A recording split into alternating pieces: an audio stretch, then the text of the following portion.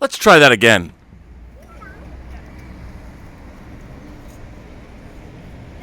Greetings, Rob, and all members of the PGS. Dieter here. Here I am. Rock you like a hurricane. So as you can see, Rob, I'm not sending a video message from my usual sheltered spot at home.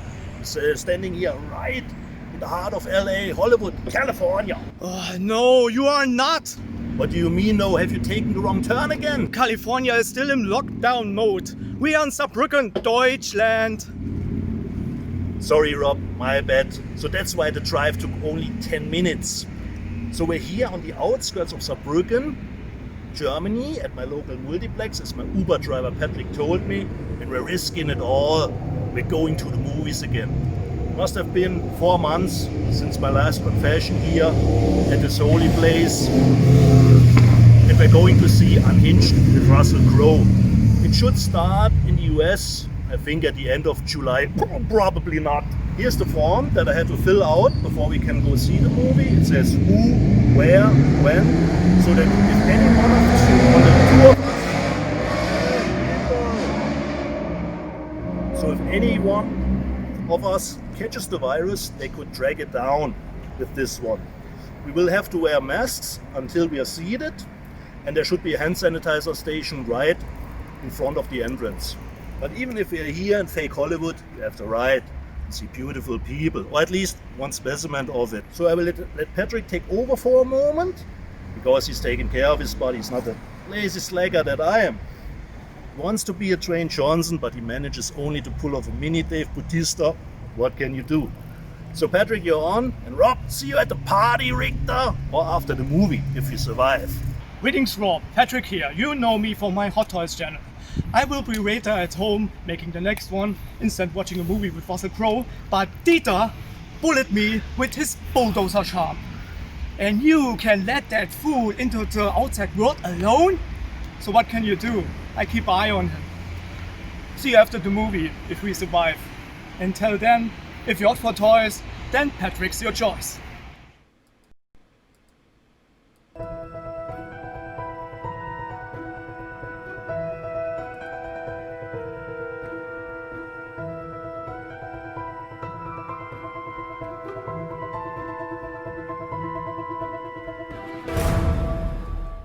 Well, greetings, imagination connoisseurs. Once again, it is I, someone who is clearly not above having technical difficulties. Don't worry, I'll edit that problem out. Once again, it is I, your Duke of Dope Discourse, your Master of Fun and Wonder, your Viceroy of Verisimilitude, your Archbishop of Banterbury, your Chancellor of Cheerfulness, and of course, as everyone remembers, your existential Mr. Rogers, Robert Meyer Burnett, coming at you imagination connoisseurs, from this, the Robservatory, with Robservations episode number 471. Yes, thank you all the way from Saarbrücken, Deutschland. Dieter sent me another video. I don't know what was going on when it first started playing. I have no idea, but luckily I played it again, and for the not live portion, I will edit out, and it'll look seamless. So anyway, thank you all for being here. I missed a day yesterday. I am sorry. I was working, and I'm back today. Today, you know, who knows whether LA is going to go into full-on lockdown mode. I'm not sure yet. They are talking about going into full lockdown mode. I don't know if they're going to, but it was pretty nice to know that Dieter and Patrick went to the movies. They went and saw Unhinged, and I'm very excited that they did. And you'll find out what they thought of it later. Or maybe I could tell you what they thought of it now. Would you like to know what they thought of the film? Because, you know, if you did... Oh, no, I'll save it. I think I'll save it. I'll save it. Just want to start out this show, too, by... today is the second anniversary of the great John Schnepp's death. And I would be remiss if I did not... recognize the big man himself. He was the one who got me into YouTube. He brought me on to the 6th episode of what was at the time AMC Heroes back in April of 2015. I was on the show with him and John Campea over 5 years ago. I'm still doing a show with John Campea now. And of course, this show, it was John who first started talking to me about doing my own YouTube show. So I have him to thank for it. This was a picture that was taken in front of the world-famous Chinese theater the weekend Godzilla opened, the 2014 Godzilla. And this is a picture of basically my crew and John Schnepp. From left to right, there's Dan Schweiger, who does his own film music podcast, and he's written a lot of liner notes, and I've worked with him for a very, very long time. Of course, next to him is Dave Parker, the director of The Hills Run Red, and then, of course, there's the big man himself, John Schnepp, and I always thought that this picture perfectly encapsulated what John was like on the inside. You know, he always had that kind of rawr. And next to him is Charlie de Lauzirika, a director and producer. Of course, he directed a film called Crave, his first feature film, and he has been the mastermind. I've always called him the Steven Spielberg of special features. He did the Dangerous Days documentary, the Alien Anthology, some incredible work. Did a lot of work for Ridley Scott. And next to Charlie is, and the tallest of all of us, well, actually, even taller than John, I think, is my old friend Dave Hargrove, who I've known since I met him at USC in 1988. And there's myself, and then next to me is Cliff Stevenson, also a very well-renowned DVD producer in his own right. He's done things such as Hannibal, and his most recent work is the feature-length documentary on the making of Rian Johnson's Knives Out. And next to him is the vice president of Legendary's digital division, Mary Forrest. And if you watch Geek and Sundry or Nerdist or anything like that, she is behind those things. And that was from 6 years ago, seeing Godzilla. So I just want to give a shout out to the late, great John Schnepp. And then without further ado. Greetings, Rob. Dieter here, and Patrick. At the moment we survived our first encounter at the theaters again, and this is driving about movies. Movie was good, liked it, quick 90 minutes pacing, little gory, but that's always good in my book. And we were totally alone in the theaters, no other paying customers, and it was nice to go to the movies again, see something on the big screen. The driving scenes were really great. I didn't detect any green screen or such trickery. They had really verisimilitude, how you would say. And in the famous words of Jeremy Jahns, I would buy this movie on Blu-ray. Patrick? Yes, of course. Okay, Rob, live long and prosper. Well, I want to thank Dieter and Patrick for sending that video all the way over. Actually, two videos from Saarbrücken, Germany. Our man in Germany, or as people like to call him, or I like to call him, my fairy godfather, master of physical media, making sure I get all the things I need from Europe. I just found something else they wouldn't send me, which is the new 4K restoration of David Lynch's Dune. It's not in 4K, but it was a new 4K restoration. Apparently, they even played with the 5.1 mix. It's only available in France, and they won't send it to me. So hopefully, Dieter Bastian will work his magic and make sure that, yes, I will, in fact, be able to acquire it. The first thing that I wanted to talk about is the state of low-budget horror, and actually not just low-budget, but big-budget horror. How horror is, in our climate, doing very well this summer. Going back to its roots at the drive-in, but there's a lot of really interesting stuff going on, and I wanted to share this article from The Atlantic. Really interesting. Why low-budget horror is thriving this summer. David Sims wrote this, and it came out yesterday. Only during a global pandemic would the biggest film in the U.S. be not a superhero blockbuster or a Fast and Furious sequel, but a low-budget horror movie about a teenage boy in the suburbs doing battle with a witch living next door. Thanks to the coronavirus disrupting the usual summer release schedule, The Wretched now belongs to a tiny group of films that have topped the U.S. box office for 5 weekends in a row, including Titanic and Avatar. Yes, those massive movies made a little more money. The Wretched pulled in a healthy $1.7 million at drive-in theaters and faced slightly tougher competition, but it's still surreal to acknowledge that. For the entire month of May, cinemagoers were most drawn to a weird little film with a naked woman wearing a deer skull on its poster. And yet, Most of the other films that have conquered the box office this summer are also dirt cheap horror efforts. Becky, which features the comedy star Kevin James as a murderous neo-Nazi, followed a haunted house thriller that plays out entirely on a computer screen, and most recently Relic, an Australian horror film that was well received at this year's Sundance Film Festival. Under normal circumstances, these films would have followed a similar release pattern, a limited U.S. theatrical run combined with instant availability to rent online. Now they're practically the only new films available for viewing at the country's outdoor screens, with regular theaters shut down by the pandemic. It turns out that inexpensive horror flicks, which have been part of the Hollywood ecosystem for as long as cinemas existed, are thriving as a result of a sparse film landscape and a largely quarantined movie-going populace. The other new movies that have been able to find a foothold at drive-in theaters are a handful of new films and some streaming exclusives, like Hulu's Palm Springs or Amazon's The Vast of Night. These movies also lend themselves to home viewing. A Marvel film or other delayed 2020 films like Christopher Nolan's Tenet needs a huge screen and a packed audience for maximum effect. Renting and watching them from the couch would blunt their power and be less profitable. But if you turn all of the lights off and turn the sound on your TV up, these smaller horror movies lose very little of their creepy appeal, a win for viewers and indie studios alike. For those who are interested in getting spooked at home, Relic is the standout work of the bunch, using its intimate scale to evoke more than just a few sharp jumps. Directed by the first-time filmmaker Natalie Erica James, it's a haunted house story in which its characters' emotional interplay drives much of the horror. It'll draw comparisons to the cult hit The Babadook because of its Australian setting and allegorical weight, but it also reminded me of ghost story classics like The Changeling or The Others, films with a real sense of environment that provoke scares with the slightest household shifts.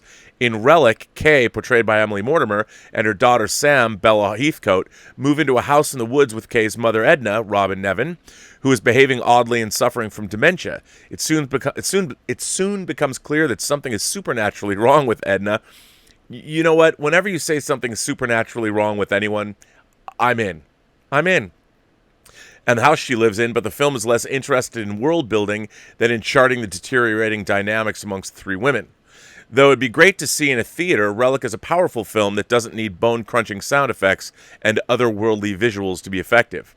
The summer's other horror hits thus far are more of a mixed bag, though nonetheless popular with viewers. The box office king, The Wretched, isn't quite as nuanced as Relic. Think Goonies, but with lots of nasty creature effects, but it had me feeling similarly anxious on my couch all the same. Followed and Becky rely more on jumpy moments and shocking bits of gore, making them solid drive-in fare. But a couple of upcoming films are worth the anticipation. Arriving next week is the gleefully weird Amulet, written and directed by Romola Garai, which gleefully mixes all sorts of genre influences together. There's an emotional love story, frightening monsters, and an eerie house with something mysterious locked up in the attic. Another clever piece of horror filmmaking in the hopper is Saint Maud, a hit at last year's Toronto International Film Festival that was originally scheduled for release in April. The movie's studio, A24, seems to be waiting for theaters to reopen before putting it out, but if the pandemic-related closures drag on for many more months, that strategy may have to change. The horror genre has long been an essential, if small, part of the movie industry. In 2016, I noted the slew of horror hits that turned impressive profits on mid-sized budgets and argued that these projects are in many ways a safer bet than the uber-expensive comic book movies that need to make hundreds of millions worldwide just to break even. Unfortunately, the financial savvy model used by some horror-friendly studios, in which lower-budget movies like Jordan Peele's Us dominate cinemas for weeks and rack up giant grosses, doesn't work when theaters are closed. Even viral phenomenon like Paranormal Activity, which made more than $190 million worldwide on a $15,000 budget, only happened because of a vibrant theater industry. But while Hollywood waits for things to return to semi-normalcy, smaller studios and projects can get a chance in the spotlight. Relic isn't going to make Paranormal Activity numbers, but it does get to be number one at the box office for 2 weeks running now, while it builds word of mouth. The film world looks very different right now, but that doesn't mean good movies have to vanish entirely. Well, and in another part of the world, ladies and gentlemen, something I am very, very excited about has opened. That's right, the sequel to Train to Busan, Peninsula. For those of you, if you haven't seen Train to Busan, it is a Korean zombie film, and it is great. I mean, I definitely, it's not my beloved Dawn of the Dead, but it's definitely in the top 10, I think, of all the zombie films ever made. And it's really, really good, and it's wildly entertaining, and Peninsula looks bonkers. But it did well. This bodes well for theaters coming back. Peninsula, this was in Deadline today. Nancy Tartaglione wrote this, and it was posted at 8:30 basically this morning. Peninsula tops 13 million in Korea Bao. Train to Busan sequel helps IMAX score first 1 million global weekend since March. International box office. Yon Sang-ho's Peninsula, the follow-up to his 2016 zombie smash Train to Busan, made a meal of the international box office this weekend in Korea and 4 other markets. The thriller sequel, aka Train to Busan Presents Peninsula, already logged the biggest opening day score of the year in its home market on Wednesday, and went on to rule the weekend with what Kobitz estimates is a 13.2 million Korea Bao. Industry sources think the high teens or even 20 million could be possible across the entire frame from Korea, Taiwan, Singapore, Malaysia, and Vietnam. Of that, 750,000 comes from just 45 IMAX screens. Combined with other films IMAX is playing globally, this is the first time the format has had a $1 million session since mid-March. Wherever the official number lands this weekend, and we'll update that tomorrow, this is terrific news for the international box office, which has plummeted during the coronavirus crisis, and is another clear sign of audience hunger for fresh titles. It also comes ahead of China getting back to business tomorrow. Outside Beijing and its immediate environs, though, also has Spain seen some cinema reclosures this weekend. However, Spain has been in general on a slow reopening rollout, with just 40% of movie houses open last session. The Korea Peninsula session is at 13.2 million through Sunday per local reporting. There was a 95% jump from Friday to Saturday and just a slight 15% decrease on Sunday. Screens were added throughout the frame. The film closed 1 million admissions on Saturday, only the second picture to the milestone since February, and got there faster than a recent Korean hit, Alive. Peninsula's estimated 1.8 million ticket sales this weekend are a 420% increase over last session's entire admissions for all films. In Taiwan, we're hearing of a possible $5 million start after Peninsula opened bigger than Train to Busan on Wednesday. Around another million is expected to come from Malaysia, Singapore, and Vietnam. The film was in previews in the latter. For IMAX, Peninsula wrangled $750K in the 5 markets and on just 45 screens. Released by Next Entertainment World in Korea, the horror title took in $365,000 from 18 IMAX screens. This is the 4th best opening weekend for a Korean local language title in IMAX, despite capacity limitations in the market and the ongoing pandemic. The IMAX weekend gross represents 2.6 of the overall box office total in Korea, from only 0.7% of the 2,600 screens. Imagine if they were all open. In Taiwan, Peninsula fleshed out $310K from 10 IMAX screens, 6.5% of nationwide box office from 3% of the roughly 300 screens. This is the second best IMAX opening weekend for a Korean film ever in the market. The 17 combined IMAX screens from Singapore, Malaysia, and Vietnam contributed an additional $75K. As for the other $250,000, bringing IMAX's full weekend to $1 million, some of that is from re-releases of classic titles, i.e. The Dark Knight in Japan and others. Peninsula has been one of the most anticipated Korean movies of the year. Certainly it is my most anticipated Korean movie of the year, and picks up 4 years after the original. It centers on Jung Sok, Gang Dong-won, a soldier who previously escaped the diseased wasteland and relives the horror when assigned to a covert operation with 2 simple objectives: retrieve and survive. When his team unexpectedly stumbles upon survivors, their lives will depend on whether the best or worst of human nature prevails in the direst of circumstances. The movie was part of the official selection of this year's Cannes Film Festival and is set to hit North American theaters via WellGo on August 7th. It also landed an exclusive streaming deal with Shudder, AMC's horror streaming site. Contents Panda has sold the film to 190 countries. So, once again, ladies and gentlemen, gentle beings, kind souls across the 28 known galaxies, horror is back and it is basically saving the lives of the movie industry everywhere. So that's really exciting to hear. And, to know that Peninsula, I haven't read any reviews of Peninsula. I kind of want to go in spoiler free, but it sounds like, hey, this is all good news for everybody. And I don't know if you guys have seen Train to Busan. I don't know if you guys are fans of it, but I certainly am. Huge fan, and really glad to see that this is the case, that we're back. So, hey, very exciting. Now, ladies and gentlemen, obviously I wasn't here yesterday, so I've got some letters to get back. I got to a whole slew of them.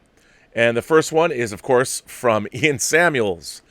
Ian Samuels says, Rob and fellow Robservationists, I would like to discuss one of the true originals of comedy, a group that was a strong influence to many who came after. Without them, we would not have the Monty Python team. We would not have Not the 9 O'Clock News, which spawned Mel Smith, Griff Rhys-Jones, and Rowan Atkinson. I'm obviously talking about the legendary Goons.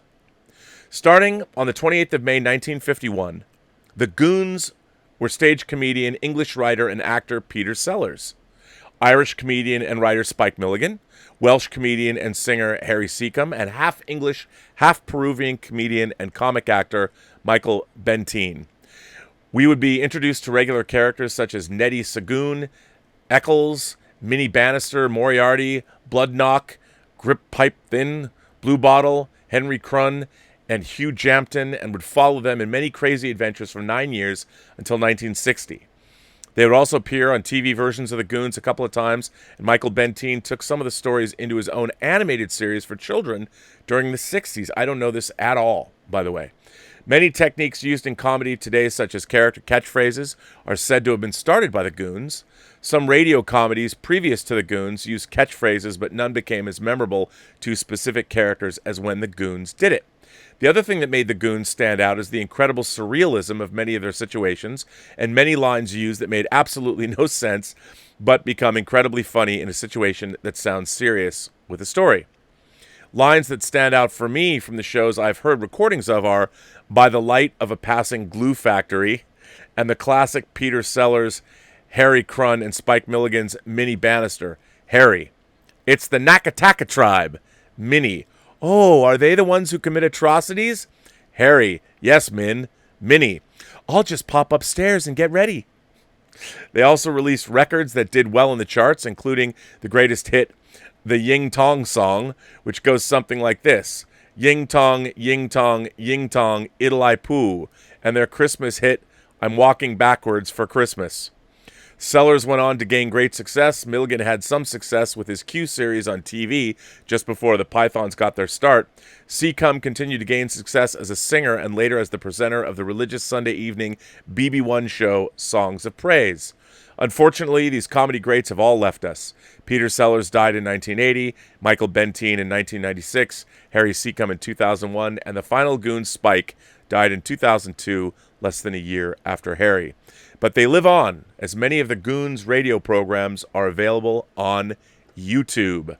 That is, again, from Ian Samuels. That's really... Ian, you know what? This is one of the first letters that you've written of something that I am completely unfamiliar with, but it makes me want to go look up the Goons. So, why not? That sounds good to me. I'll go check that out. Doc Vader is here. Hi, Rob, and greetings to all of our imaginary connoisseurs. Which spy, field operative, agent crossover would you like to see on screen? Bond and Bourne, Ethan Hunt and Johnny English, Mr. and Mrs. Smith and the Taskers? Viva la Empire, Doc Vader. That's a good question. Gosh. You know, probably... I wouldn't mind seeing the Impossible Missions Force team up with Bond. Only because I think that could be a really interesting film. I'd love to see Chris McQuarrie write that. You know, like, obviously you couldn't do that crossover, but it would be interesting. because I do think that the Mission Impossible franchise has sort of, and maybe unfortunately, been bettering the Bond franchise, especially over the last 3 installments. So I'd like to see those, maybe them team up. I don't know if I'd want to see like Johnny English team up with Ethan Hunt. Mr. and Mrs. Smith and the Taskers could be good, but I'd want to keep something. I mean, Bourne would be interesting too, but Bourne, to me, the Impossible Missions Force and James Bond seem to be the things that would be closest to teaming up. I think that would be, I'd like to see that, actually. I think that could be kind of good. This next letter comes from Kyle A. Dear RMB, I have 2 topics to discuss. Maybe IDW, by the way, could do that comic. Kyle A says, Dear RMB, I have 2 topics to discuss in this letter. The first is to honor the 10th anniversary of Inception, which, by the way, is what Elizabeth's Whining About Movies will be covering on Monday night. Elizabeth and I will be digging into Inception. I was 11 years old when Inception was released, and it left me just as speechless as I bet The Empire Strikes Back did to so many others 40 years ago. Christopher Nolan is my favorite director. There is no argument. Each and every one of his films speak to me in so many wonderful ways. My favorite film is a tie between Batman Begins and The Dark Knight, and most of his films are my top 10 favorite films of all time. I don't think Following gets enough love, and I still think it's one of his best. I love Following. Heck, the movie came out the year I was born, so Nolan's film career has been around since basically the inception of my life. I have it on Criterion too, Rob. It is Inception where I feel Nolan transcended cinema. After Inception, dozens of films began to emulate the same Hans Zimmer score. Listen to Xavier's theme in Days of Future Past after listening to Zimmer's track entitled Time on the Inception score and try and convince me that they don't sound similar. Oh, I think they do. John Ottman's no dummy. Inception also brought back a concept of trippy filmmaking that hadn't been necessarily seen in blockbuster cinema since The Matrix, and honestly still has trouble.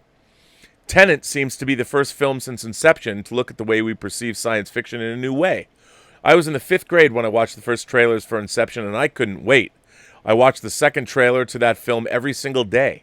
As a child, I knew it wasn't another Batman film, but the Nolan name was still keeping me interested. I purchased the soundtrack before I saw the film, but waited to listen to it until I watched the movie. I saw Inception opening day at midnight. Wow, do I miss midnight openings. And it was an unbelievable experience. I saw it with my dad, and he fell asleep the entire film. To this day, he's still not seen the whole thing, and I don't even think he knows if it has. I don't think he knows if he has an opinion about it. As I was watching it in the theater, I understood the basics of it, but the intricate details within the story left me a bit perplexed. Upon multiple rewatches, I got it. I had a small crush on Ellen Page at the time, and Leonardo DiCaprio was my favorite actor, which added to my enjoyment. I had previously seen Marion Cotillard in Public Enemies, and her scenes may be my favorite in the film. The sound design, especially in theaters, was astonishing. I even bought the Best Buy exclusive Blu-ray combo pack that included the shooting script with concept art and diagrams on how the technology worked. I was so in love with this film that I read the entire script to my grandmother on the phone. Now that's awesome. Now that's dedication. It's crazy it's been 10 years. Time has gone by as fast as it does in a dream. Luckily, in Inception, the dream never really ends, does it? The other topic I wanted to discuss was something that you brought up on the John Campea show regarding Black Widow toys. Yes, Rob, there are Black Widow action figures available. Oh, I know. I have them all, including David Harbour as the Red Guardian. Oh, you have, yeah, because they've released them. They haven't released any Hot Toys, but they've released them. My favorite toy line is Hasbro's Marvel Legends, and I actually think they're better than Hot Toys.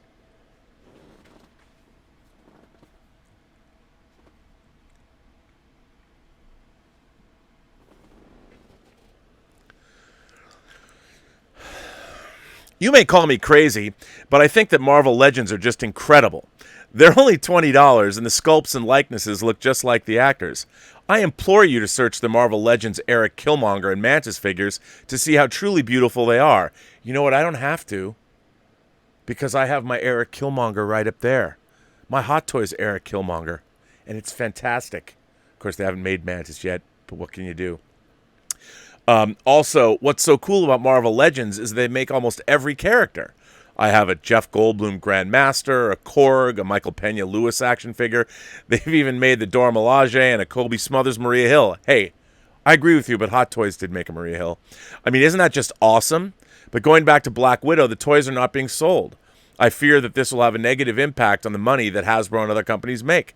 Marketing for movies sucks right now. The question I have is, do you think that they'll have to remarket these toys? If Black Widow gets pushed into 2021, will the toys be on the shelf for an entire year? Wonder Woman 84 is going through a marketing mess right now, too, because they signed a deal with Doritos to promote the movie. I also have a couple of Wonder Woman figures from the new movie, and I feel they will not sell either. This makes me also fear the trailers for those push films. No Time to Die was set to come out a month before it was pushed. Will they show a new trailer revealing footage that they were not planning on revealing? It's a mess, but at least I can have time to pose my Florence Pugh action figure next to Laura Dern as Admiral Holdo for a Little Woman reunion. It's funny that you say that, a Little Woman reunion. You know what, if I was going to pose my Florence Pugh figure next to Laura Dern, it wouldn't be for a Little Woman reunion. But that's just me. Thanks for reading this letter. Sincerely, Kyle A. Well, Kyle, first of all, great letter. I love Inception. I loved hearing your reminiscence about it. And I think, you know, the marketing, the ancillary marketing of these movies has really screwed them. You know, I was watching a World-Class Bullshitters video about Star Wars toys, and they had a bunch of unsold Black Widow toys on the peg, obviously from the new movie, and they're not selling. I think the giant launch of the Billie Eilish song from No Time to Die, that was supposed to be a huge marketing push aimed at younger audiences that has come and gone. People are going to say, oh yeah, I remember that she did that song. Billie Eilish, she did do that song. So it's a huge problem. It's something that people aren't talking about. But yeah, the Wonder Woman 84, look, I am dubious movie theaters in this country are going to open when they're supposed to. I can't imagine it. Not the way things are going now, but it's a huge problem. I honestly don't know what the results or the ramifications of that are all going to be. It's going to be interesting to see. I don't think it's any good for anybody. It's certainly not an ideal situation for anyone, but you're absolutely right about it. We'll see where that goes.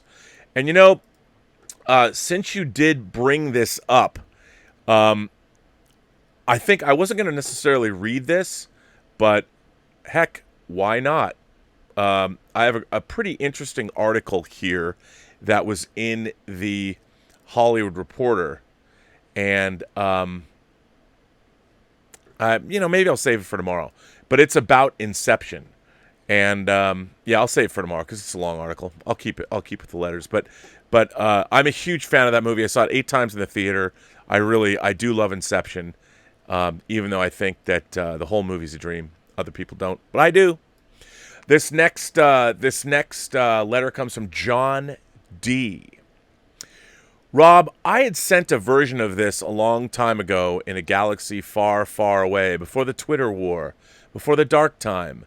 But I think this and one other got lost in the deluge of, Rob, I support you, I know what you meant letters. I'll do my best to recreate the spirit of the letter here since I never saved it. A friend of mine got in a small discussion about movies, which one you would buy or rent, just to view once, then you return or never view it again, or burn, meaning it never existed and nobody ever got to view it.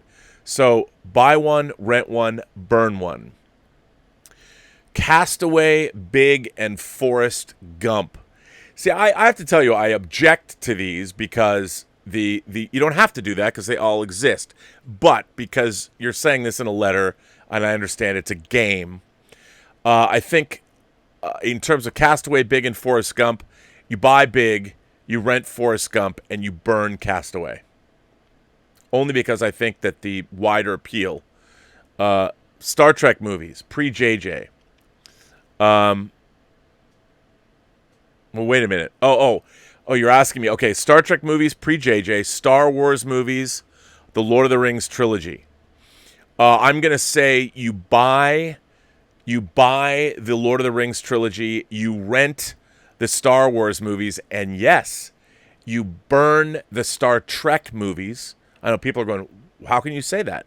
How can you say you'd burn the Star Trek movies? Because you still have the original series.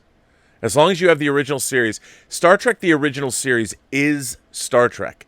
Everything that came after, yes, even my beloved The Motion Picture and Star Trek 2, everything that came after is just a variation on that theme. And as long as you keep the original series around, you're golden. And the Lord of the Rings trilogy is a very perfect trilogy. The Star Wars movies everybody loves, but there's too few great ones to keep around. So, anyway, Back to the Future, E.T., and Close Encounters. Ooh, that's a tough one. Wow. I'm going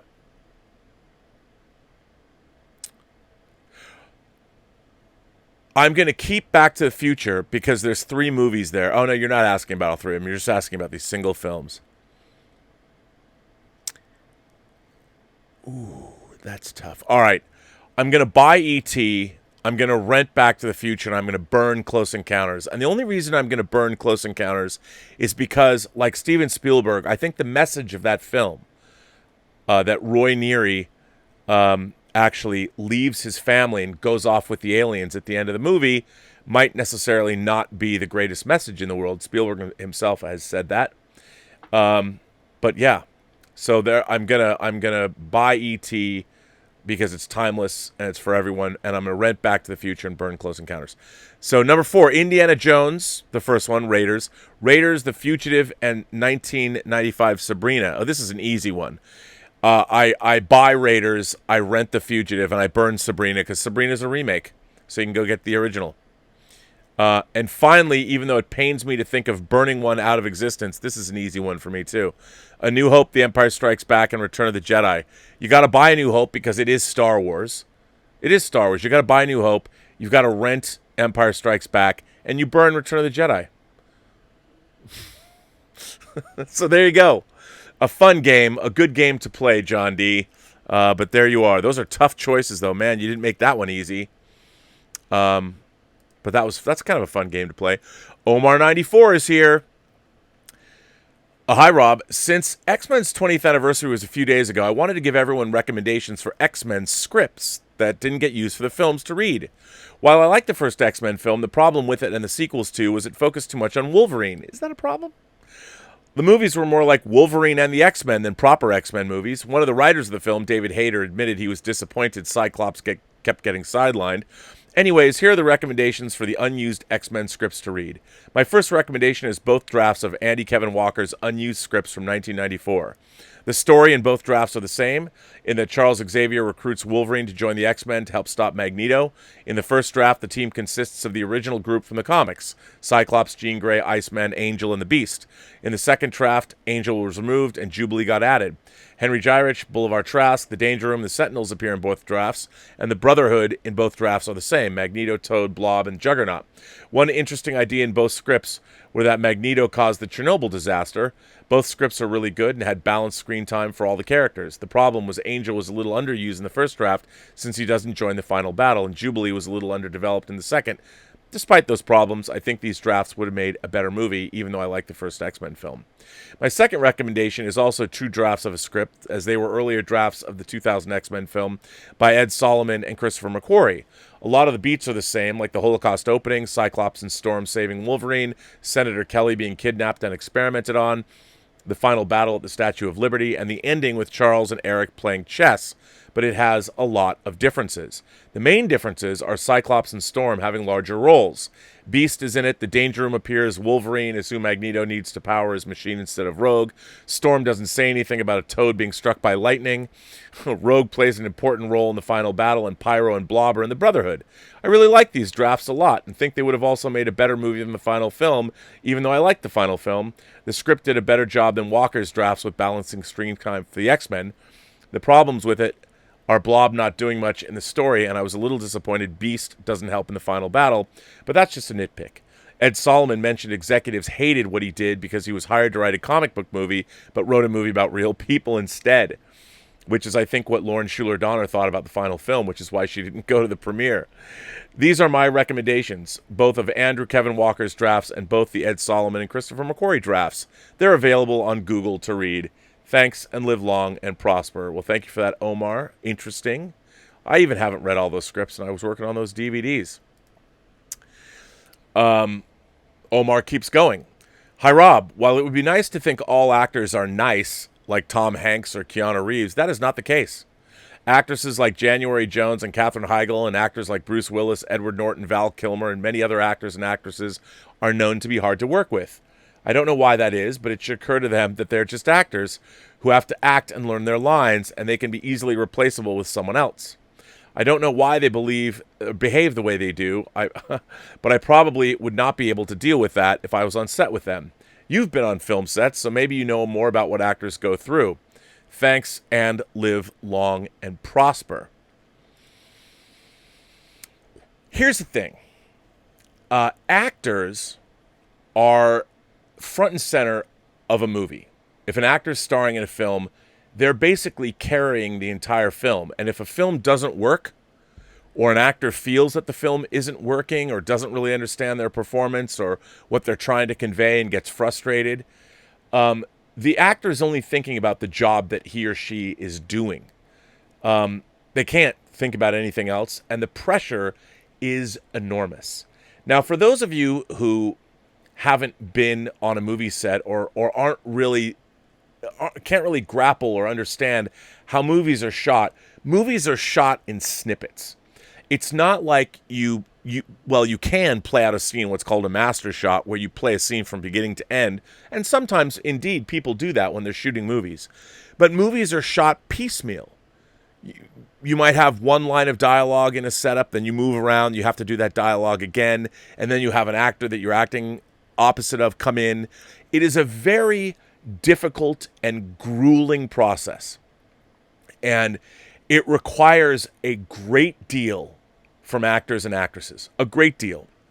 And at the same time that they're expected to deliver an Academy Award-winning performance, and let's face it, every film that you make, the actor thinks they're going to win an Academy Award, and all the people working on the film, including the director, for the most part, think they're going to win Academy Awards too. At least that's what you're shooting for. So it is a very, very, very high-pressure environment. It is a really hard, it's a hard job, man. It is a really hard job. And the thing is, not only do actors have all this pressure on them, then they're walking out on a set. Now, imagine if, for instance, imagine this. Imagine if you, I don't know, were studying for a test. It was the most important test you'd ever done in your life, right? You had to sit there and you had to concentrate on that test. And whatever the answers were, whatever you said, I mean, this could change your whole life, this one test. Now, imagine having to take that test where there's 100 people all around you, looking at you, waiting for you to perform. And they're all expecting to see an Academy Award-winning actor or whatever this, or a $20 million, a person making $20 million. They're all standing there waiting around, and they're all there to service the film. They're going to light you. They're going to make sure you've got hair and makeup. They're going to make sure that your clothes are okay. So there's people hovering around you, and all you're trying to do is concentrate on the lines that you're about to give and the performance, not just the lines, but conjuring up the emotion from nothing. And remember, every take is supposed to be amazing, and you obviously then the director isn't getting what they particularly want, and the director says no, let's do it again. And you as an actor going, well, what didn't I give you that I mean, I cannot even begin to tell you how difficult a position it is for an actor to be in. Now, I understand people are like, oh, yeah, they get so much money and prestige, and no, man, they're only as good as the last thing that they did. And every time they're at bat, whenever they get at bat at a movie, you know, not just, it's a baseball metaphor, being at bat, you know, being able to get up there and you have a pitch thrown your way. How often do you get that in your life? Then you think about actresses dealing with the fact that how long is their career going to last? What happens when they're out of their 30s? What kind of roles are they going to be offered? It is a thankless, horrific profession. And only the most resilient and talented people can do it. And then once you get to a certain, I find that it's probably difficult to care after a while. It's just, I can't convey to you what a difficult profession it is. Now, I understand. People get into it. Everyone thinks it's glamorous. But I'm just speaking. You're asking about, on movie sets, why do people get testy? It's because it's really, really hard. And when you're making, get this, a $200 million movie, You think the actors aren't feeling the pressure every single day to perform? I mean, if the movie doesn't work and it costs that much money, that could be the end of a great career. You just never know. It's really no way to live, man. And I think it's true of the entire motion picture business, to be honest. But it's rough. It is rough, man. But a good question, Omar. A good question. Pedro Ferreira is here. Ferreira? I think so. I think I got that. Hey, Rob. Star Trek's official website just put out a video where current Star Trek actors name their favorite Star Trek episodes. Now, I wasn't expecting more obscure episodes to be named like Night Terrors, Lonely Among Us, Suspicions, etc. But please, can someone tell the Star Trek production office there's more to Star Trek than Measure of a Man, Encounter at Farpoint Part 1, The Inner Light, and Trouble with Tribbles? These seem to be the only answers the cast and crew of the current Star Trek ever seem to give. Kind regards, Pedro. Well, I'll tell you why that is, Pedro. None of them have watched Star Trek. They've been given a list. They'll watch like, the 20 best episodes. And you know what? They don't particularly like them. They watch them out of homework, out of obligation, whatever. So they're never going to come at you with a real answer. They're only going to give you an answer that's already been quantified by history and the public at large, which is unfortunate. You know, I find it, you never hear the current production staff of Star Trek really talking about what I would consider to be Star Trek. They only talk about, like you said, the top 10 episodes. There's hundreds of episodes of Star Trek. Hundreds. I don't trust anyone that doesn't have an interesting episode that isn't part of that top 10. And by the way, it's reflected in the show. Michael Chabon can talk about his favorite Star Trek episodes, and maybe he does, wax rhapsodic, but it's certainly not reflected in his writing for the show. As much as I enjoy Michael Chabon, I've got his books right up here. I'm a big fan. But yeah, I've never felt that the current stewards of the Star Trek franchise going back to 2009, they don't know anything about Star Trek. You know, Elizabeth has been going through the original series. She's been watching every episode. She's halfway through the second season now. And I don't think she'd ever spend as much time binging it the way she is now. And I can't help it. I walk in when she's binging, and I can't help but sit down and watch these episodes. And it becomes readily apparent, even the original series, how good most of it really is. The acting, the conception. I mean, it was funny. We were watching I, Mudd from the second season, the second Harry Mudd episode last night. And you forget about the surrealistic aspects of it. There's a lot of crazy absurdity that the actors throw themselves into when they're trying to confuse these androids. And, you know, it's simple, but it's audacious, and it's entertaining, and it's compelling. It's good stuff. But that's why. And Pedro, your pain is my pain. Pain. And not like pain and delight. So I appreciate you sending in that letter. So thank you very much. Let's see. What else do I have here? This one comes from Guy Bottledorn. Guy Bottledorn. I think I got that right. Oh, and this, I got to thank Guy in advance for this one because I didn't know about this. I talked about this earlier. Guy says, hello there. Here's a quick physical media tip. I know you want your movies to be in the highest quality available, and being a huge Dune fan myself, I bought yet the nth version that was just released in France this time. I know there are rumors of an upcoming 4K release, but I just couldn't wait. So I ordered this one after reading that a new 4K scan was used. Well, Mr. Burnett, I was blown away. The colors and sharpness were impressive even on regular Blu-ray. They also tinkered slightly with the DTS 5.1 mix. This movie is very dear to me and is probably the one movie I've rewatched the most over the years in every possible media.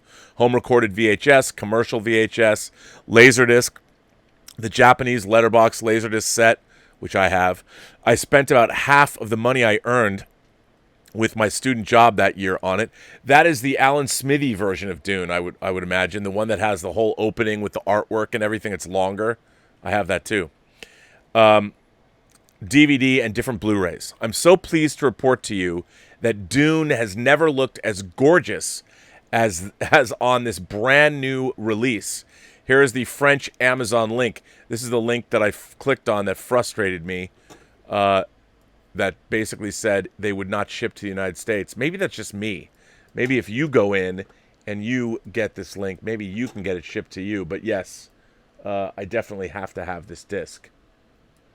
My computer's wigging out. I don't know why. So there you go for anybody who wants to go to that Amazon link if you're buying. Remember, I don't know if it's a multi-region disc or not, but remember to check that out. So let's see what you guys have to say today. Willow is here. Willow, well, she sent this in yesterday. Willow says, I'm very careful about what movies I'm showing my mom because I start squirming whenever a sex scene comes up. Do you feel awkward when you're watching steamy scenes with your parents? And if so, how do you overcome it? Oh, man. I mean, think about that. You know, it's so funny because when you think about your parents, like the last thing in the world you want to think about is them getting busy. You just don't want to think about that. So I don't think I've ever. The closest I think I've ever come to being in a movie theater, like in Logan's Run. I don't remember my mom squirming, but when they're going through the love shop. I mean, it's pretty like, wow. My mom took me to see that when I was 9. My sister was 7. But it's so weird and surreal that my mom was probably hoping that we didn't get much of what was happening there. But I will tell you the worst thing that ever happened. So in the early days when I owned a VCR, I was getting all kinds of movies that were wholly inappropriate for me to watch. And normally we had a tri-level house, so it was one of those suburban kind of Brady Bunch-esque homes.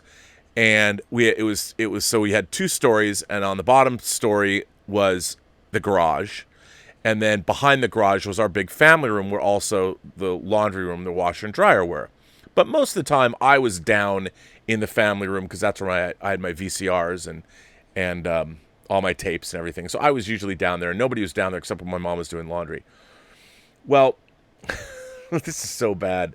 So I had brought home, no, not a porno, but I had brought home Mir Zarchi's I Spit on Your Grave, a.k.a. Day of the Woman. And it was on Wizard Video. Now, I think I heard Siskel and Ebert review it and say that it was like unfit for human consumption or something bad. I knew it was a bad movie, but I didn't understand. I was 13 or 14. I mean, I had read about rape revenge films, but I didn't really grasp what certain movies from that era were like. And basically, I Spit on Your Grave is a pretty horrific movie that I can't recommend. But Camille Keaton, Buster Keaton's granddaughter, plays a writer who goes into the country to write a book. I guess she's writing a book. And she runs afoul of these locals, these 4 men that spend the day raping her repeatedly. Each one takes their turn and brutalizing her. And it's fucking horrible. Like, it's just really hard to watch. And I had never seen anything like that. And I find, look, I like the most hideously violent, horrible stuff in the world as long as it's presented in a fantasy context. I find that when you pull it back and you make, like, I find real violence depicted in a real way. I've never been a fan of that. I mean, I'll watch things like, whether it's The Killing Fields or Apocalypse Now, or even B movies like The Exterminator. James Glickenhaus's The Exterminator that has some real world violence. I can get past that kind of stuff, but I have a real hard time when you move into the realm of violence against women, specifically rape. I can't watch it. It goes beyond my threshold. And this was the first time I'd ever experienced anything like that. And my mom was doing laundry. And these graphic scenes started to happen. And my mom really wasn't paying attention. she's just figuring, oh, I'm watching. In my mom's mind, people yelling and screaming and crying out, it's just a monster's attacking you in my mom's mind. But she actually turned and finally looked, and she was appalled. She was terrified, horrified that her son was watching this. And I'm like, no, Mom, it's just a horror movie. And over the course of the afternoon, it was like whatever, the 90 minutes I watched the movie, by the end, I mean, she's killing all of these men, like impaling them with an outboard engine, and then of course there's the famous castration scene in a bathtub. That is, I mean, to this day I think about it, but that was the worst, and I felt guilty. One, I didn't think I should have watched that movie, at least at the age I was at. And two, I'm certain that I would never have wished that. I mean, I guess I could have stopped the movie and stopped watching. I didn't do that though. But yeah, I don't feel comfortable. I don't think anybody does. I don't think so. NJR 1984 sends in a super chat and says, "Hi Rob, been watching you since 2015. It's my first time writing. Are you excited for the Romero Krauss Living Dead novel coming out on August 4th? Ooh. I can't wait. So for those of you who don't know, George Romero, before he died, I think he died in 2017. Everyone knows that his Dawn of the Dead is one of my favorite movies of all time, and I can't wait for that second sight physical media release. But so George Romero was working on, apparently, by all accounts, was an epic Living Dead novel that is told from many different perspectives, including one of the characters, I guess, is a zombie. So I guess you're going to get Bub's point of view, something like that. I've been dying, and I think it's Daniel Krauss. Is it Daniel Krauss? A longtime co-worker, friend, confidant of Romero's was allowed by, I guess, Christine Forrest Romero to finish the book. And so he took what Romero was working on, actually finished it, and it comes out in August. I cannot wait. Cannot wait. We're getting that. We're getting Dawn of the Dead. Very, very exciting. So NJR 1984, thanks for writing in about that. My glasses are fogging up, and I'm finding it difficult to see. But yes, I cannot wait. Very, very, very excited. I'm as excited for that book as I am about a lot of other things. Maybe not as excited about the book as I am about seeing Tenet, but definitely it's very exciting. So yeah, thanks for asking about that. I don't know if a lot of people are even aware that it's coming, but it's coming, and I can't wait. That's a good one. Nick Parrish sends in a tip and says, "Thanks to you, Rob. While browsing through Tubi, I decided to finally watch Akira for the first time. I must say, Rob, I wasn't disappointed. However, while the movie was intriguing, it's probably also one of the weirdest anime movies I've seen in a while. It's pretty weird. And for those of you, if you only know the movie, I would strongly suggest, I wonder if you can see it on this shot, if it's here. No, you can't. Oh no, it's too far away. Over here, I've got the beautiful box set. I don't recommend, unless you love the manga. But the Akira manga is really, really interesting. It's much, much more in depth. The story is much bigger and far more sprawling than the movie, and the movie gets a little, by the end you're like, wait, what's happening? It gets into sort of Evangelion territory where you're wondering what's happening at the end here. But it is really worth seeking out. You can get there's soft covers. I think it's 6 volumes. It's really thick. It's hundreds and hundreds of pages. So check that out. But yeah, I'm a huge Akira fan. I'm glad you got to see it. I mean, the animation, that was the very first thing I ever bought at Comic-Con, back in Comic-Con of 1988. I bought a Japanese Laserdisc of Akira, and it's funny, my roommate at the time, John Parkan, and I, we sort of commandeered this Japanese exchange student, and we brought him home to our apartment, and we sat and watched Akira and made him translate it. Probably took us 6 hours to watch the whole movie, but it was I mean, I love it. What I love about Akira too is when you first put it on. I mean, nowadays it's old hat because the movie's 32 years old, but the way they animated light, and I keep telling people when you watch Spider-Man Into the Spider-Verse, it reminds me of the animation style of Akira, the way they animated a modern city and had all the lights, and Akira did a great job of that. I'm a huge fan of Akira. Brendan Sheehy sends in a super chat and says, what is your least favorite Bond movie? Die Another Day and Quantum are crap, but to me it's Diamonds Are Forever. It's cheap, ugly, and silly with a tired Connery. First of all, I'm a Quantum of Solace apologist. I think Quantum of Solace is a lot better than people give it credit for. Look, it was deeply compromised by the writers' strike, and also they tried to edit the movie like it's a Bourne film, and it really doesn't work. And I understand the end. There are things in it that aren't strong, but the whole opera house scene I think is amazing. I really do enjoy it, and I love Another Way to Die. People don't like that song. I love that song, but I think my least favorite Bond movies are. You're right about Diamonds Are Forever, but I think A View to a Kill and Die Another Day are, and probably Man with the Golden Gun are some of my least favorite Bond films, but definitely Die Another Day. Die Another Day has some good scenes. Like, I like the opening, and I really like the sword fight scene. But the rest of the movie is just, it's really hard to watch, and the last half of it is just ridiculous. But yeah, Diamonds Are Forever is not great. I did used to like it when I was a kid, though.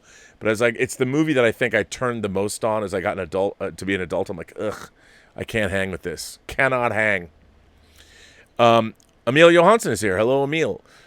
When will there be a good 90s movie? There are great 80s movies and shows, but I haven't seen any movie do the 90s or the early 2000s justice. Do you mean the actual era of the 90s, or do you mean movies that came out in the 90s? Because I would say that there's a lot of great movies that are from the 90s, like Shawshank Redemption, but they're not set in the 90s. You know, I think a movie that I have to say that there are Doug Liman's first two movies, Swingers and Go, to me are great 90s movies. Singles, which came out in 1990, to me is like a love letter to 1990 Seattle, my hometown. I really identify with how Seattle is portrayed in the film. But I think you're right. I mean, I don't know, would Reality Bites count, even though I always hated that movie? I don't know. That's a good question. But certainly the 90s had some great movies in it. I mean, Seven and Shawshank Redemption are two of my favorite movies. I think Fight Club came out in 1999. Fight Club is I think a peak 90s movie. But I don't know. I'll have to I don't know. That's a good question. What do you guys think? Julius Goodwin is here. Julius Goodwin sends in a tip and says, not that I'm much of a fan of horror. Again, I'm sure showing me Nightmare on Elm Street 3 is my first movie as a child. That's something to do with that. But body modification like Human Centipede or American Mary creeps me out the most. Thoughts? Well, I'm a huge fan of body horror. But I think it does creep us out the most because we all know what it's like to live. Look, no one knows what it's like to have Freddy Krueger stalk your dreams because Freddy Krueger isn't real. But body modification is something that we can easily imagine because we all have our bodies. Now, there's a couple that, to me, to me, Human Centipede and American Mary, I like those movies, but they're more, they're more gimmicky films.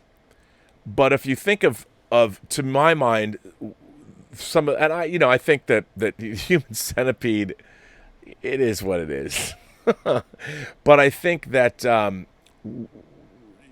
think Cronenberg's still the king of body horror because if you think about stuff like The Fly, The Fly is a tragic film. Metaphorically, it stands in for a lot of different things. I mean, they called it an AIDS metaphor when it came out in '86, but also it's any degenerative disease that you might have. And I think the scary thing, the thing that makes body horror the most creepy or the most difficult for some people to deal with is that we all know what it's like to have our bodies we revolt against us, and we know inherently that one day our bodies are what's going to kill our spirit and our mind. Our bodies age will get to us, some kind of disease will get to us, cancer, which is something a lot of us can't prevent, will get to us. So I think body horror is something that we inherently find to be some of the most creepy stuff because it's deadly. And so it doesn't surprise me, Julius, that you feel that way. I don't think fantasy horror really bothers me when I watch things like Reanimator or From Beyond and even zombie movies. They don't, but there's a lot of body horror stuff that is really, really difficult to watch. Like, there's an Australian movie, and it's directed by, I'm trying to think of his name. He directed The Lawnmower Man. Why am I drawing a blank on his name? Brett Leonard. And it's a low-budget horror film about the idea of like people who fetishize feeding women to the point where they get incredibly obese because it turns them on. And it's disturbing. This movie called Feed. It has a lot more going on. It comments about our internet culture. It's a detective story. But if you want to see a movie that really gave me the heebie-jeebies, Brett Leonard's Feed, check it out. Or don't, because it'll it is rather disturbing, to be honest. Kelly Parks sent in a super chat and said, Train to Busan broke my heart, much to my surprise. Well, it is. I mean, again, Train to Busan is about a family. It's about a man, his daughter, his family. And it's heartbreaking. I think that, I've often said one of the things that I think that Asian cinema has that we don't have so much in the West is a sense of melodrama. The sense of melodrama that they can combine with whether it's horror or science fiction. It's something that I don't think we can do so much in the West. And if you respond to it, if you're open to it, you buy it. Like we would never try and inject as much familial angst into a movie like Train to Busan. We'd concentrate more, even though you could say that, well, World War Z was similar to that. It had that same kind of family vibe, but there's something that the Chinese, the Japanese, and the Koreans can do. I don't know, that we just can't. We did that balance, and it's definitely in Train to Busan. You're right.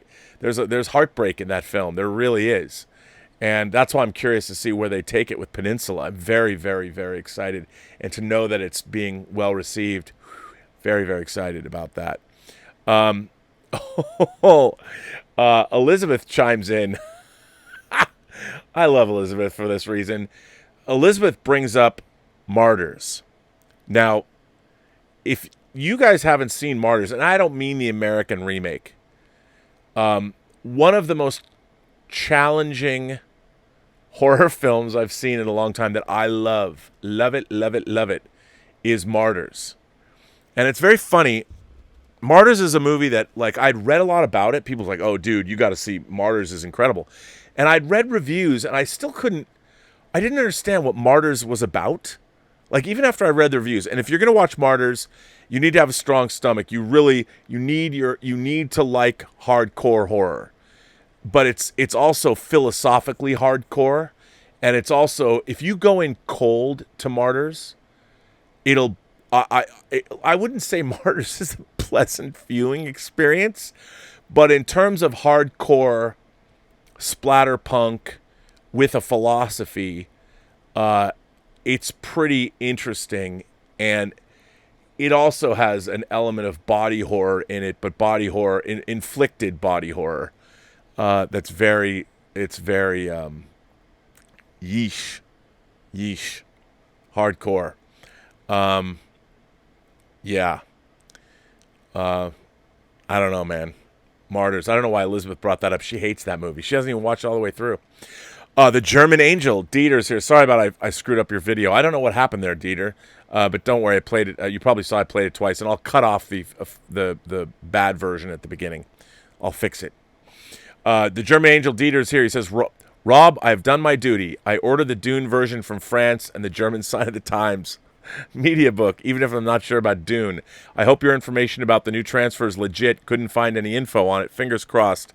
Nice shirt, by the way. Well, Dieter sent me this shirt from Saarbrücken, Deutschland, and I had to play your video, and I had to wear this shirt. I love this shirt. By the way, this shirt, leave it to the Europeans, is incredibly comfortable. And it's one of those shirts, the more you wash it, it just gets really, really comfortable. It feels good. So, yes, sir. Thank you. Again, thank you for being my German angel, which is amazing. Bunyan Snipe is here. Bunyan Snipe says, I really like the idea that the MCU Doctor Doom was turned down by the Ancient One in 1961 and instead found a servant of Dormammu who has been trapped with him for 60 years and used Doctor Strange's victory to escape. Is that true? I hope that's true. That's a great idea. That Doctor Doom was turned down by the Ancient One in 61 and wow. That's interesting. I haven't heard that. That's cool. I like that idea. That's amazing. Stubble McShave sends in a tip and says, concerning Willow's tip, I was at a schoolmate's house when I was 15. He'd gotten a hold of a copy of Basic Instinct on VHS. Just after we started the movie, his mom sat down to watch the movie with us. I was very uncomfortable, but it was worse for them. I can only imagine. But then you have to, like, play it off. If you're, like, with your mom, you're like, Mom, this is just like a Hitchcock movie. What's she going to say? John Ortiz sends in a tip and says, hey, Rob, I also love David Lynch's Dune. I checked out the French Amazon link, but this item cannot be delivered to the selected address. Bummer. Can I get Dieter to send it to me? I can't share my resources. Dieter would go crazy. I'm already driving him crazy. When I see that, first of all, let me just say that I am a huge fan of ordering. I've up until this year, I ordered from Amazon France, Amazon Italy, Amazon Germany, Amazon UK. My orders from Amazon UK go back 20 years. Amazon Japan, and now I can't order from any of them, and it's incredibly frustrating because I did buy so much European media, and it's really maddening. It's a Kangaroo sends in a tip and says, Star Trek Beyond is good because it truly feels like Star Trek.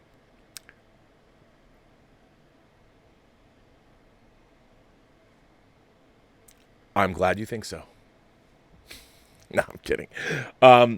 It feels more like Star Trek than the other two films, but I can't go with a movie where Captain Kirk is mopey that space is boring and it's too big and we're not going to accomplish anything out here and all of that. And I also can't go with a movie where you can use the Beastie Boys' sabotage to destroy space-going vessels because of the signal. Anyway, I can't. Yeah. But it's good that you like it. Alexander Wilson sends in a tip and says, when I was 12, I saw American History X on syndication, and I didn't know anything about the movie or the name of it until later on.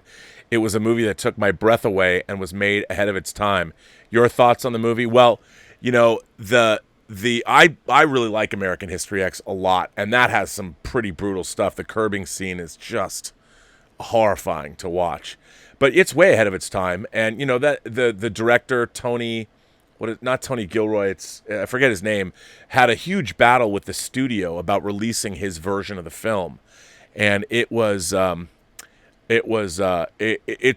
very, very powerful film, and Ed Norton is great in it, and it's rough, but especially today, it's more relevant than ever before. So if you guys haven't seen American History X, I would suggest all of you do check it out. That motherfucking Bunk is here. Is that a reference to The Wire? I love Bunk in The Wire. Sup, Rob? Rob, if you need a good laugh in these dark times, please check out the first 3 seasons of Trailer Park Boys and/or the second season of the animated Trailer Park Boys series, all on Netflix. It's a right good time. You know, I will do that. I've never seen that. I've heard that before. I think the show that I've watched lately that has given me that I think is hilarious is Letterkenny. And there's a lot of seasons of Letterkenny. Something that John Campy introduced me to. Stubble McShave says, Die Another Day has the worst song. The surfing agent is stupid. The self-repairing invisible car lacks every ounce of verisimilitude, and the end is stupid. The car is sticking up out of the ground after after having been dropped by the plane is silly, and much more. Yeah, it's terrible. I am not a fan of Die Another Day. Alexander Wilson goes on to say, American History X was the first time I saw Avery Brooks. At school, me and my friends had very vigorous discussions about the movie. As a millennial, we watched movies like American History X, and we didn't grow up on Marvel or only watch Marvel. I agree with you. I mean, I didn't have Marvel growing up. I was watching things like A Clockwork Orange, and we would have those kinds of conversations. Yeah, American History X was difficult to watch. I mean, I think now we live in a world where, and I hate to say it, as much as I love Marvel movies, they're 12 years old now. And that's a generation of people that grew up with Marvel movies and spectacle movies, and it's problematic. I wish that, I mean, when I was growing up as a kid, I was watching the movies of the 70s, whether it was Network or Serpico or even movies like Kramer versus Kramer. The diversity of film, the diversity of ideas that we were exposed to in those movies was really compelling. I mean, American History X, if you're going to talk about that's the kind of movie that you see and your friends will get into a hours and hours long conversation. It's an amazing film. And I've had conversations about that movie too. I mean, it's tough, man. That's a rough movie. Honest Asian Guy sends in a tip and says, Hi, Rob, have you seen the Japanese zombie comedy One Cut of the Dead? The Blu-ray, I can see it right now. I just moved it. It's right over there. I love One Cut of the Dead. You can now see it streaming. It's available.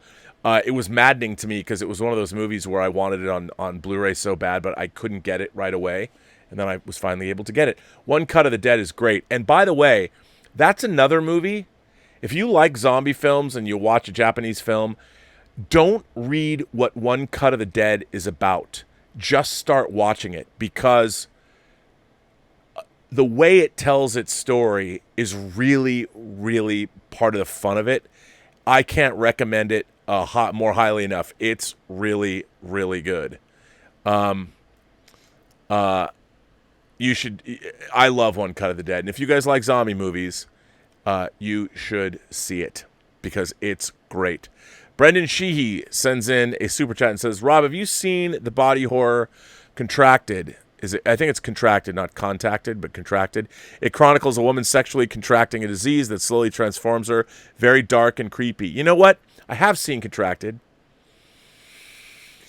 It was weird and creepy, but it wasn't as good as I thought it was going to be. You know what it is?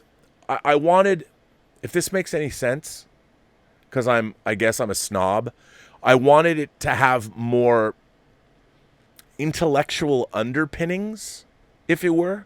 I mean, the one thing about Cronenberg movies that I love so much is there's so much going on beyond, and people are going to say, like, well, what about Crash? What was going on in that? But in Cronenberg's body horror films, like especially The Brood is, even though it's a great body horror film, the whole idea of Cronenberg would always throw in something interesting like psychoplasmics, the idea that, or the book The Shape of Rage that Oliver Reed's character, Dr. Hal Raglan, is writing in that film, that to work through your trauma, you actually, you give it a physical manifestation on your body. That's how you kind of excrete your trauma, is through, you make cancerous boils, or in the case of Samantha Agar, she's making dwarf kids that are genderless dwarf kids that do her bidding.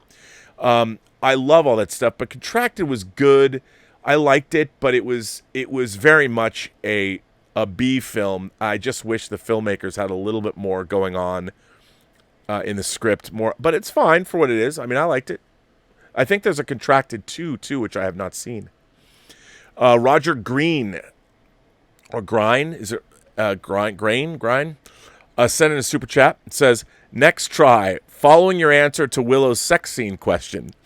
Any thoughts on a Serbian film or August Underground? I am not familiar with August Underground, but yes, somewhere on my hard drive that I'm looking at right now, I do, in fact, have the uncut version of a Serbian film. What do I think of a Serbian film? A Serbian film clearly is... it's very disturbing and it's very disgusting, and it really, and it also has a philosophy. I've heard the director, I read an interview with the director who was talking about he wanted to make a film metaphorically. Basically, a Serbian film is about a former porn star who gets enticed by a porn filmmaker to come back into the business after he has a nice family, and makes him go through increasingly more horrific scenarios. And I mean, it just gets so over the top, and so it's so disgusting, and it's really horrific. Now, it's very well made, and it goes so far into the realm of beyond the pale that it's a little hard to take seriously. But when I read the interview with the director, and I forget his name, he talked about the film being a metaphor for what happened during the the Balkans conflict, and that it was a metaphor in his mind about what he saw happening to his own homelands. And that was interesting to hear that's where he was coming from. Was interesting. I don't know if I totally buy it, but it's definitely a film not for the squeamish and not for people that are easily disturbed, because it goes places that are just beyond the pale. It goes places that I've read in books, like some of the stuff J.F. Gonzalez wrote. But it's pretty beyond the pale. But I don't know August Underground. I haven't seen August Underground, but you make me curious. Now I want to find out. Let's see. Why don't I know this movie?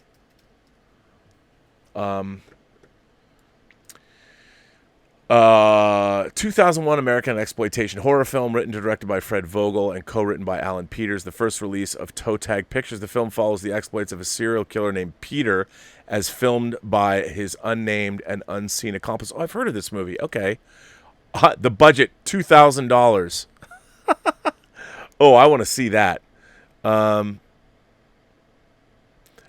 the Wikipedia. Peter invites his camera-wielding friend into his basement, where he's holding a woman named Laura captive. Having already killed her boyfriend, whose castrated body has been left in a bathtub to rot, Peter and his accomplice torture her at their leisure, committing sadistic acts such as slicing off... Well, okay. I haven't seen this movie, but I don't know if I would watch this movie now. And I'll let you go and find the rest of the...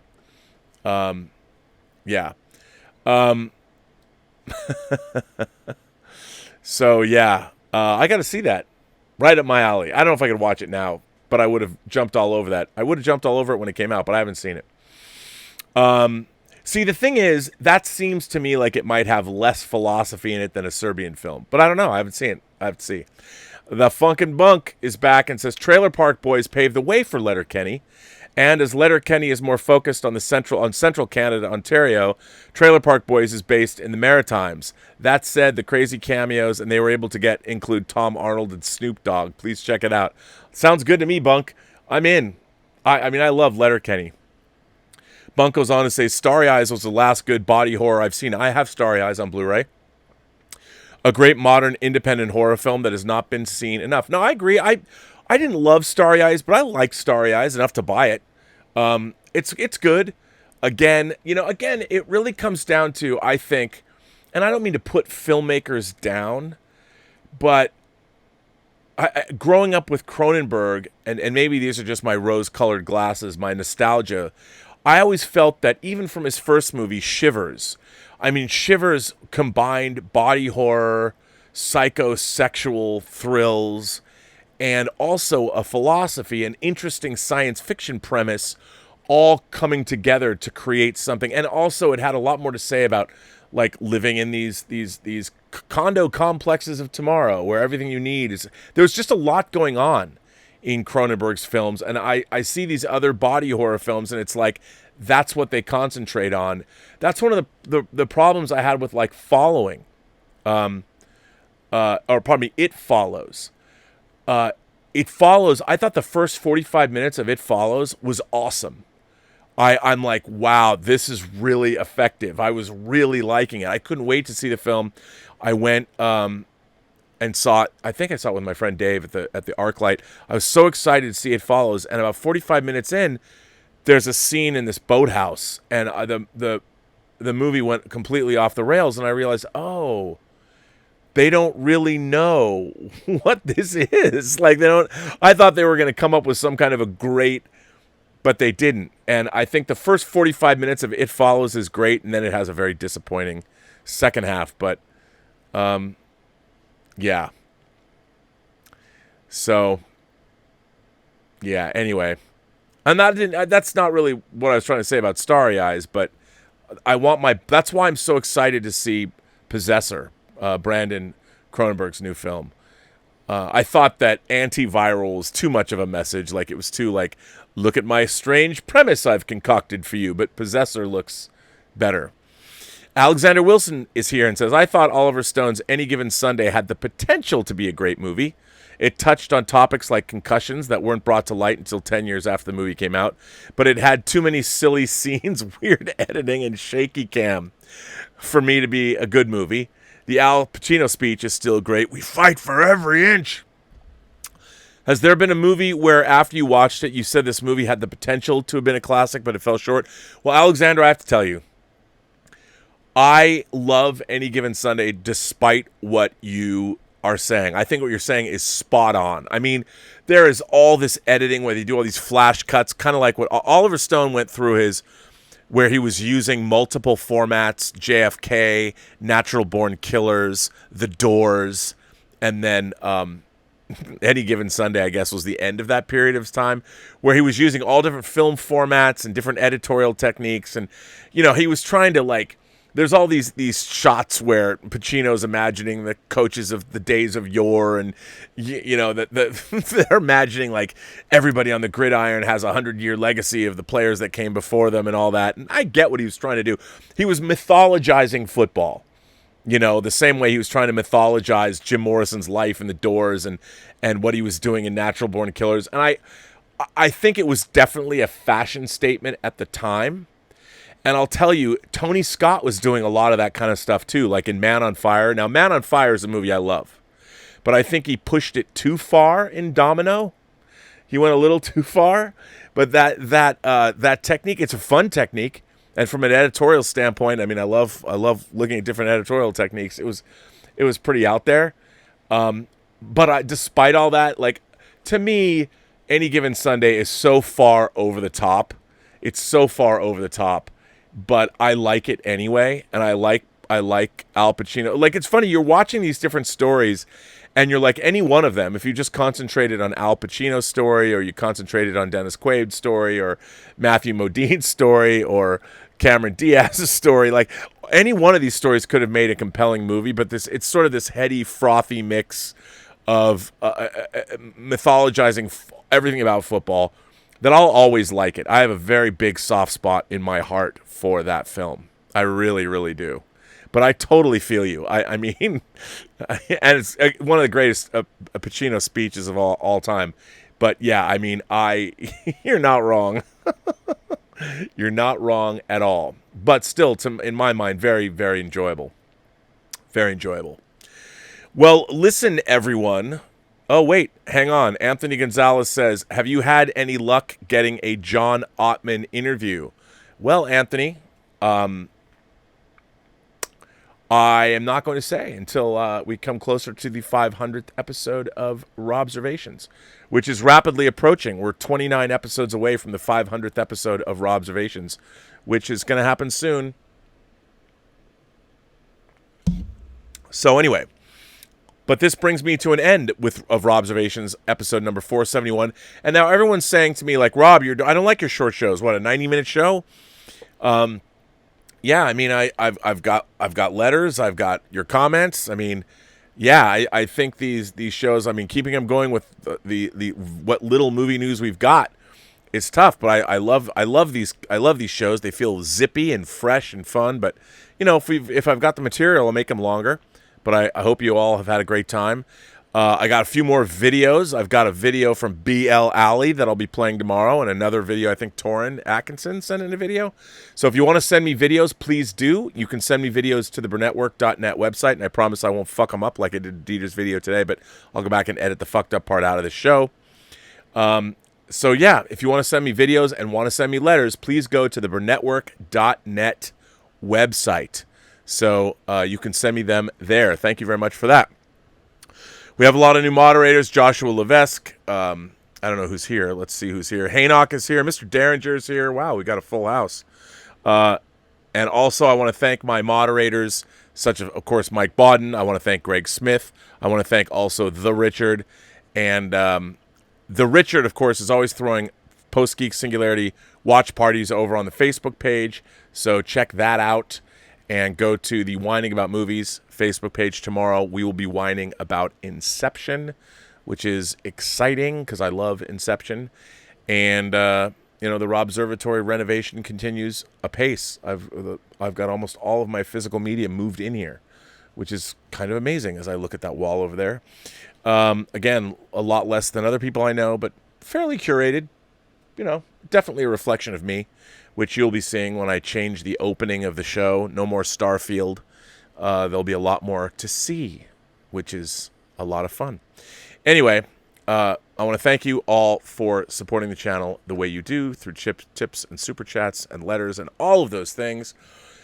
So thank you for that. So members of this, the Post-Geek Singularity, you imagination connoisseurs, so comes to an end Robservations episode 471. And remember, every person you meet has a story to tell that you have yet to hear. All you have to do is listen. And with that, I say, have a better day. And I mean that sincerely. By the way, I want to know what movie did Willow watch with her mother with the sexy time in it? Come on, Willow, tell us.